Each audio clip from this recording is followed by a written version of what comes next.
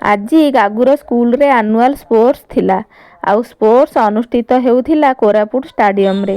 ମୁଁ ଗାଗୁକୁ ନେଇ ଷ୍ଟାଡିୟମ ଯାଇଥିଲି ଆଉ ମୋ ସହିତ ଚିନି ମାମା ଥିଲେ। ଚିନି ହେଉଛି ଗାଗୁର କ୍ଲାସମେଟ୍।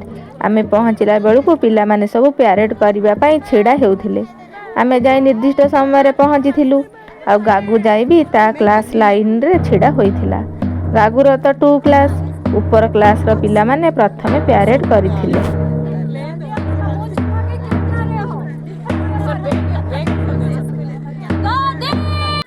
ଏହାପରେ ମଶାଲ ଜଳାଯାଇ ଆନୁଆଲ ସ୍ପୋର୍ଟସକୁ ଉଦ୍ଘାଟନ କରାଯାଇଥିଲା।